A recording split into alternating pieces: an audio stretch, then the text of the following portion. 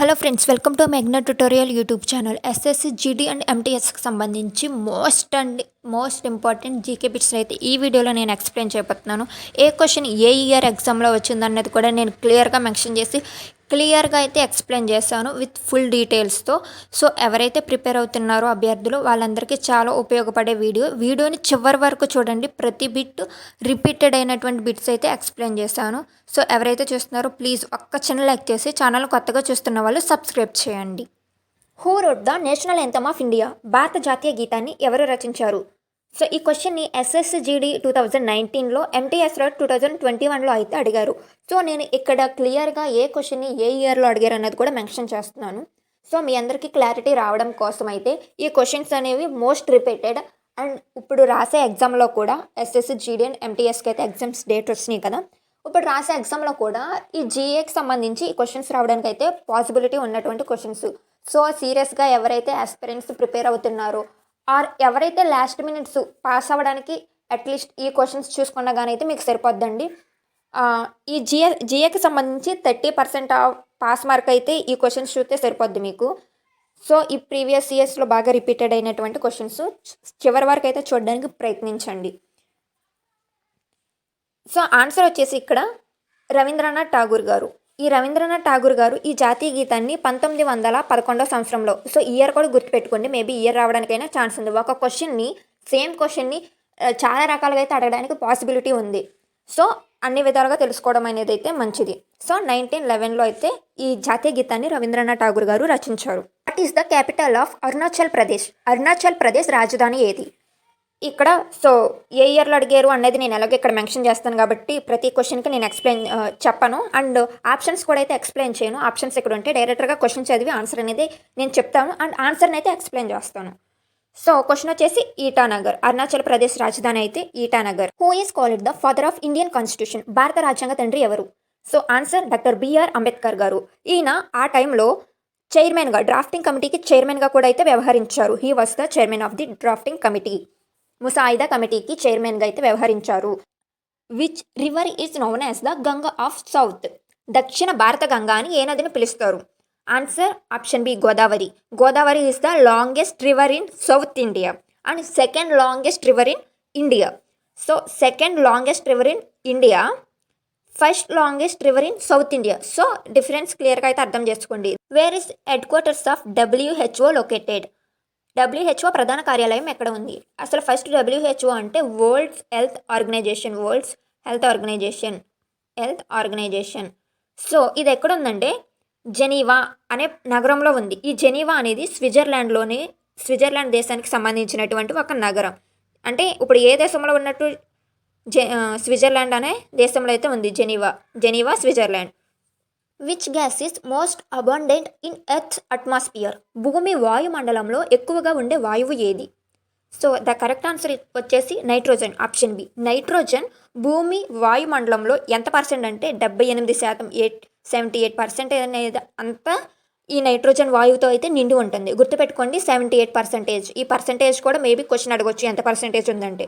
So 78% అయితే ఉంది. Indian national army was formed by whom? భారత జాతీయ సైన్యాన్ని ఎవరు స్థాపించారు? కరెక్ట్ ఆన్సర్ వచ్చేసి సుభాష్ చంద్రబోస్. ఈయన సుభాష్ చంద్రబోస్ గారిచే ఫస్ట్ INA అనేది అయితే స్థాపించబడింది బై ద నేతాజీ. నేతాజీ అంటే ఎవరు మనకి? సుభాష్ చంద్రబోసే కదా. ఈయనైతే భారత సైన్యాన్ని అయితే స్థాపించారు, ఇండియన్ ఆర్మీని. What is the highest civilian award in India? భారతదేశంలో అత్యున్నత పౌర పురస్కారం సివిలియన్ అవార్డు ఏది? సో ఆన్సర్ వచ్చేసి భారతరత్న. భారతరత్న అనేది మన భారతదేశంలో అత్యున్నత పౌర పురస్కారం. Which planet is known as red planet? ఎర్ర గ్రహం అని పిలిచే గ్రహాన్ని ఏది? ఎర్ర గ్రహం అని ఏ గ్రహాన్ని పిలుస్తారు? సో ఆన్సర్ వచ్చేసి మార్స్, అంటే మంగళగ్రహం తెలుగులో చెప్పుకోవాలంటే మంగళగ్రహం అన్నమాట. అంగారకుడు లేదా మంగళం లేదా అంగారకుడు, ఈ గ్రహాన్ని మార్స్ అనేది అంటారు ఇంగ్లీష్లో. ఎందుకు అసలు ఇది ఎర్రగా ఎందుకు కనిపిస్తుందంటే డ్యూ టు ఐరన్ ఆక్సైడ్ వల్ల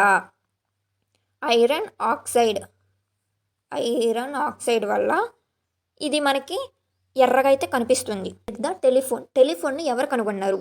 so correct answer is Alexander Graham bell. So he inverted the telephone in a సంవత్సరంలో కనిపెట్టారు అంటే అది కూడా 1876, 1876. సో ఇయర్ కూడా గుర్తుపెట్టుకోండి. Quit India moment was launched in which year? Quit India ఉద్యమాన్ని ఏ సంవత్సరం ప్రారంభమయ్యింది? సో ఆన్సర్ వచ్చి 1942. గాంధీజీ గేవ్ అంటే దీంట్లో గాంధీజీ ఒక నినాదాన్ని అయితే ఇచ్చారు. అదేంటంటే డూ ఆర్ డై. ఈ క్విట్ ఇండియా ఉద్యమంలో డూ ఆర్ డై అనే నినాదాన్ని అయితే గాంధీజీ సో గాంధీ తాతగారు అయితే ఇచ్చారు. Who was the first president of India? భారతదేశపు మొదటి రాష్ట్రపతి ఎవరు? సో ఆన్సర్ రాజేంద్ర ప్రసాద్ కాదు, డాక్టర్ రాజేంద్ర ప్రసాద్ గారు అనమాట. ఈ క్వశ్చన్ ఓన్లీ ఎంటీఎస్లో కాదు, ఇంకా చాలా కాంపిటేటివ్ ఎగ్జామ్స్లో అయితే అడిగారు ఈ క్వశ్చన్ని. సో ఈ క్వశ్చన్ అయితే చాలా important question. Salal hydro electric project is the which river? Salal hydro project ఏ నది పైన ఉంది? సో ఆన్సర్ వచ్చేసి చీనాబ్ అనే నది పైన ఉంది. ఇది ఎక్కడ ఉందంటే ఈ చీనాబ్ అనేది కూడా జమ్మూ అండ్ కాశ్మీర్లో అయితే ఉంది. జమ్మూ అండ్ కాశ్మీర్ చీనాబ్ నదిపై. What is the main component of natural gas? Natural గ్యాస్లో ప్రధాన భాగం ఏది? ఆన్సర్ వచ్చేసి methane. Methane is the major component in natural gas. సహజ వాయువు.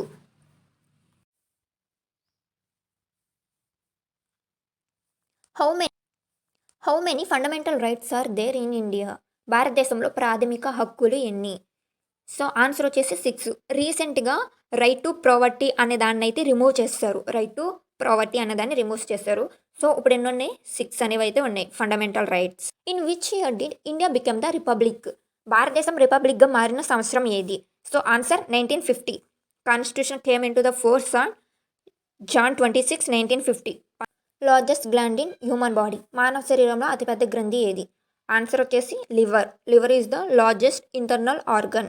సో లోపల మన శరీర భాగంలో ఉంటుంది కాబట్టి దీన్ని ఇంటర్నల్ ఆర్గన్గా అయితే పిలుస్తారు. Which is not a renewable resource? పునరుత్పాదక వనరు కానిది ఏది? సో కింద ఇచ్చిన ఆప్షన్లో ఏది నాట్ ఏ రినబుల్ రిసోర్స్ అనేది అడుగుతున్నాడు. So coal is the not a renewable resource. మరి ఏంటిది కోల్ ఏంటిదంటే ఫాసిల్ ఫ్యూయల్. ఇది fossil fuel. Article abolishes untouchability? అస్పృతను అంటే అంటరానితనాన్ని రద్దు చేసినటువంటి ఆర్టికల్ ఏది? ఇక్కడ ఇది ఆర్టికల్ 17కి సంబంధించింది. అన్టచబిలిటీ అబాలిష్డ్ చేసినటువంటి చట్టాన్ని రద్దు చేసినటువంటి చట్టం అయితే ఆర్టికల్ 17కి సంబంధించింది. సో ఈ ఆర్టికల్స్కి సంబంధించి అండ్ ఇండియన్ పాలిటీకి కాన్స్టిట్యూషన్కి ఇంపార్టెంట్ క్వశ్చన్స్ నేనైతే ఛానల్లో పెట్టాను. ఆ వీడియోని కూడా ఒకసారి చూడండి, మీకు ఇంకా క్లారిటీ వస్తుంది. అండ్ షెడ్యూల్స్ని ఈ ఇండియా కాన్స్టిట్యూషన్లో ఉన్నటువంటి 12 షెడ్యూల్స్ని ఎలా ఈజీగా సింపుల్గా విత్ కామెడీ ఆర్ సింపుల్ ట్రిక్స్తో ఎలా గుర్తుపెట్టుకోవాలన్నది కూడా అయితే వీడియో తీసి నేను మన ఛానల్లో అప్లోడ్ చేశాను. ఆ లింక్స్ అనేవి నేను డిస్క్రిప్షన్లో ఇస్తాను, పిన్నెడ్ కామెంట్లో కూడా ఇస్తాను. ఇంట్రెస్ట్ ఉన్న వల్ల ఇవి కూడా చూడండి. సో ఇవన్నీ మీకు ఎగ్జామ్లో ఉపయోగపడేది.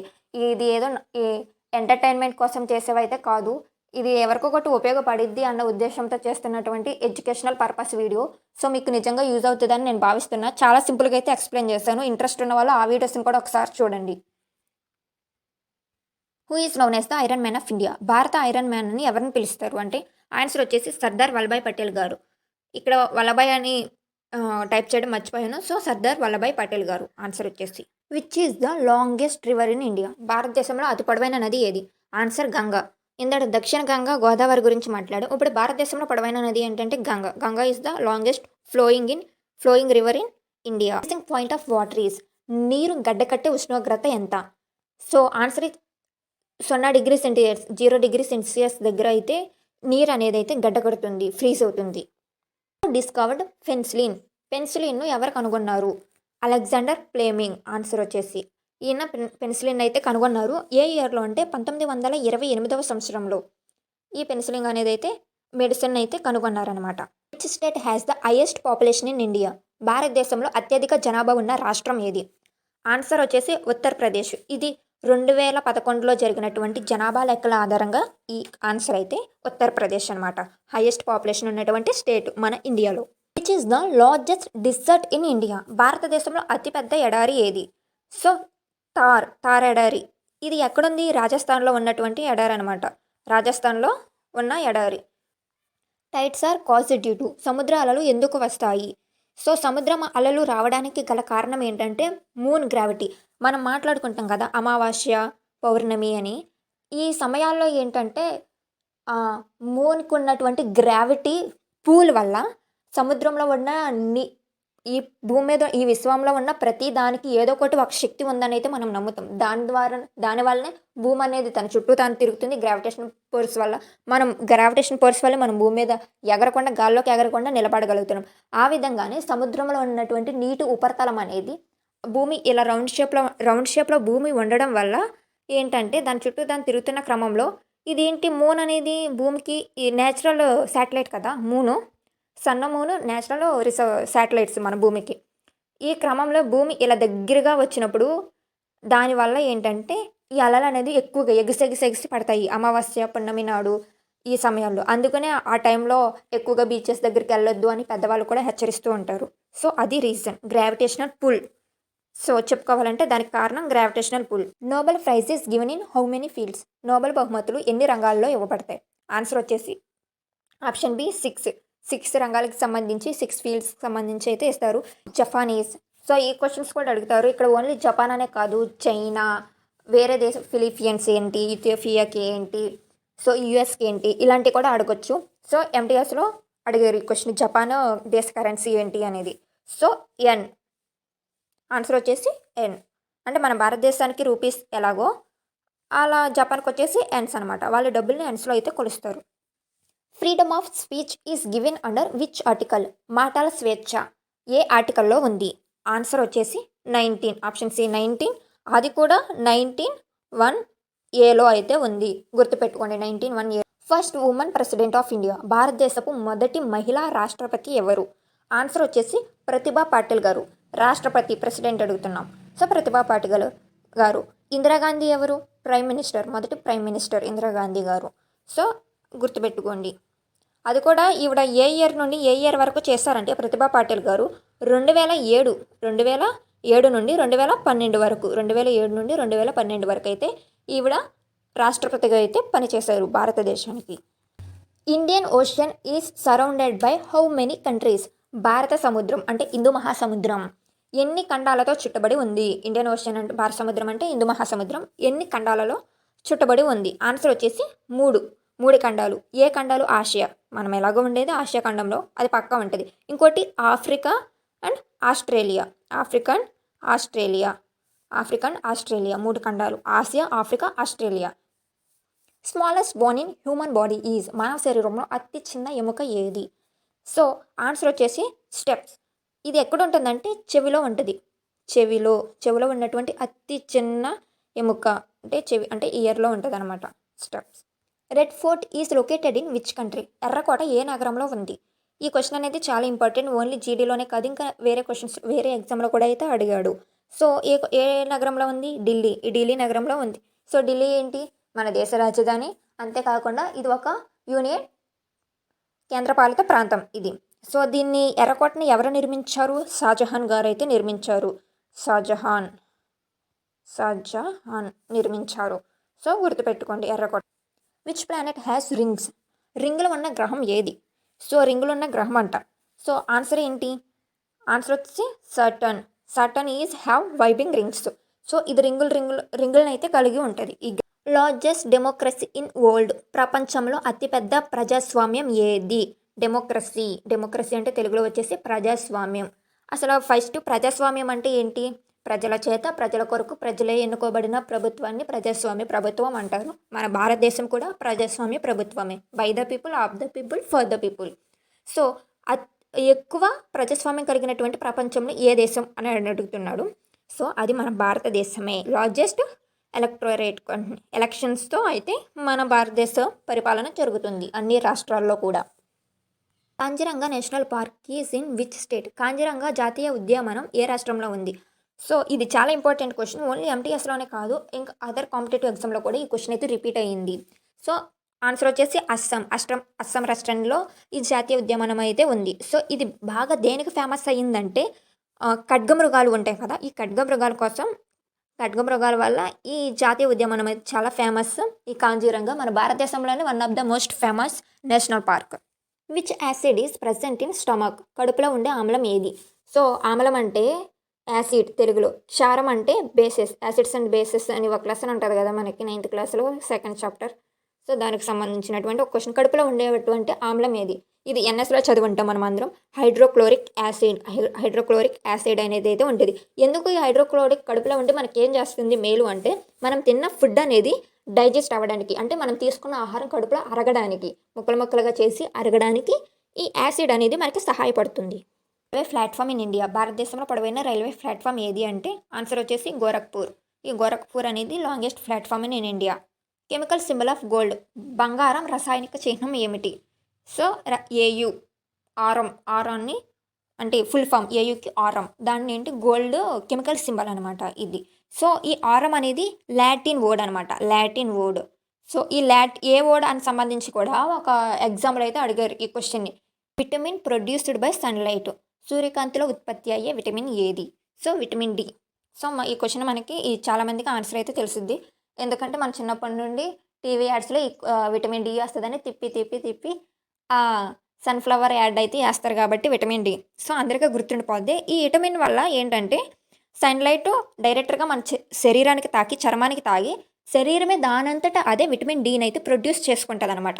ఇది మనకి స్కిన్ చాలా ఉపయోగపడే vitamin by. Wings of fire అనే బుక్ను ఎవరు రాసించారు అనేది క్వశ్చన్. సో ఈ క్వశ్చన్ని ఈ బుక్ ఎవరు రాసించారంటే ఏపీజే అబ్దుల్ కలాం గారు. సో ఎక్కడ ఆటోబయోగ్రఫీలో అయితే ఈ వింగ్స్ ఆఫ్ ఫైర్ గురించి అయితే బర్డ్ ఆఫ్ ఇండియా, మన భారతదేశ జాతీయ పక్షి ఏది? So peacock, Indian national bird peacock అనేది. రాయత్వరి సిస్టమ్ ఇంట్రడ్యూస్డ్ బై, రాయత్వరి వ్యవస్థను ఎవరు ప్రవేశపెట్టారు? సో ఇది ప్రవేశపెట్టిన వ్యక్తి ఎవరంటే థామస్ ముర్నో. ఈయన ప్రవేశపెట్టారు ఈ రాయత్వరి సిస్టమ్ని. ఎందుకు ప్రవేశపెట్టారు అంటే ల్యాండ్ రెవెన్యూ సిస్టమ్ కోసం. ఇది దేనికి సంబంధించిందంటే ల్యాండ్ రెవెన్యూకి సంబంధించినటువంటి system. Right to education is under which article? విద్యా హక్కు ఏ ఆర్టికల్లో ఉంది? సో విద్యా హక్కు అనేది ఏ ఆర్టికల్లో ఉందో అంటే ఆర్టికల్ 21A ఉంది. ఎందుకంటే మన భారతదేశం ప్రతి రాష్ట్రం కూడా ఫ్రీగా 6 నుండి 14 సంవత్సరాలు కలిగినటువంటి పిల్లలకి ఉచితంగా విద్యనైతే అందిస్తుంది త్రూ ది గవర్నమెంట్ స్కూల్స్ ద్వారా. సో ఈ ఆర్టికల్ ద్వారా ఎవరైతే ఈ వయసులో ఉన్నారో వీళ్ళందరికీ చదువుకునే హక్కు అనేది గవర్నమెంట్ కల్పించింది భారత రాజ్యాంగం ద్వారా. అయితే deepest ocean in the world, ప్రపంచంలో అత్యంత లోతైన మహాసముద్రం ఏది అని. ఓషన్స్ అంటే మహాసముద్రాలు, సీ అంటే సముద్రాలు, గుర్తుపెట్టుకోండి. ఓషన్ మహాసముద్రం ఏది? సో పసిఫిక్ ఈజ్ ద ప్రపంచంలోని లోతైనటువంటి మహాసముద్రం. Fuel used in reactors, nuclear రియాక్టర్లో ఉపయోగించే ఇంధనం ఏది? సో ఈ న్యూక్లియర్ రియాక్టర్స్లో ఏ ఫ్యూయల్ని యూజ్ చేస్తారు? సో ఆన్సర్ వచ్చేసి యురేనియం అనేదాన్ని కామన్గా యూజ్ చేసే ఒక ఇంధనం. ఏ న్యూక్లియర్ ఇంధనాల్లో ఈ యురేనియం అనేదాన్ని అయితే ఉపయోగిస్తారు ఎక్కువగా. లీడర్ చిప్కో ఉద్యమ నేత ఎవరు? So Sundarlal Bahuguna, option B Sundarlal Bahuguna గారు ఈ చిప్కో మూమెంట్ లీడర్. సో ఇది దేనికి సంబంధించిందంటే ఎన్విరాన్మెంటల్ మూమెంట్కి సంబంధించింది, పర్యావరణ సంరక్షణకి సంబంధించినటువంటి ఒక ఉద్యమం అనమాట ఇది చిప్కో మూమెంట్ అనేది. దీనికి సుందర్లాల్ బహుగుణ గారు అయితే లీడర్గా వ్యవహరించారు. ఆఫ్ యునైటెడ్ కింగ్డమ్, సో ఇందడి జపాన్ది చూస్తాం, ఇక్కడ యునైటెడ్ యూకే అయితే ఇచ్చారు. సో ఏ కంట్రీదైనా కానీ అడగడానికి ఛాన్సెస్ ఉంది. మోస్ట్ పాపులర్గా ఏ కంట్రీస్ అయితే ఉన్నాయో అది చూడండి. అంటే కొన్ని ఒక టాప్ 20-25 కంట్రీస్ అయితే నేర్చుకోండి. మోస్ట్ అడగడానికి పాసిబిలిటీ ఉన్న కంట్రీస్ లైక్ ఉక్రెయిన్, రష్యా ఇలాంటివి అయితే ఇప్పుడు పాపప్ అవుతున్నాయి కదా, ఇజ్రాయెల్, ఎందుకంటే యుద్ధాల ద్వారా వీటిని అడగడానికి పాసిబిలిటీ ఉంది కాబట్టి వాటి కరెన్సీ కూడా అయితే చూడండి.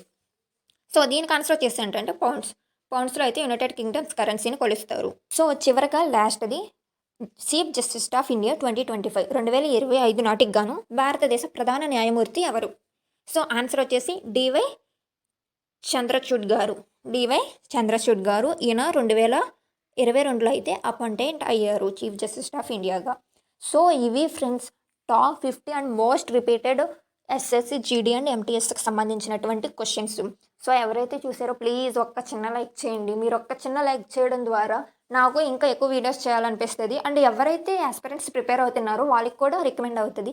అండ్ ఈ ప్రతి క్వశ్చన్ ఏ ఇయర్లో రిపీట్ అయింది, ఏ ఎగ్జామ్కి రిపీట్ అయింది అని కూడా నేను క్లియర్గా మెన్షన్ చేశాను. సో ఈ క్వశ్చన్లో ఉన్న ఈ వీడియోలో ఉన్న క్వశ్చన్స్ మీకు పక్క ఎగ్జామ్లో రావడానికి పాసిబిలిటీ ఉన్నటువంటి questions. And daily current affairs కూడా అయితే మన ఛానల్లో అవైలబుల్గా ఉంటే ఇంట్రెస్ట్ ఉన్న వాళ్ళు ఛానల్ని ఫాలో అయ్యి రోజు డైలీ కరెంట్ అఫైర్స్ని అయితే చూడండి. సో డైలీ కరెంట్ అఫైర్స్ ఎంత చూసినా మర్చిపోతూ ఉంటాం. సో వీక్లీకి సంబంధించి నేను పీడిఎఫ్స్ అనేది అయితే అవైలబుల్ చేస్తాను ఛానల్లో. కామెంట్ చేస్తే నేను పీడిఎఫ్ ఫార్మేట్ అనేది మీకు అవైలబుల్ అవ్వడానికి వెబ్సైట్ ద్వారా అయితే అందిస్తాను.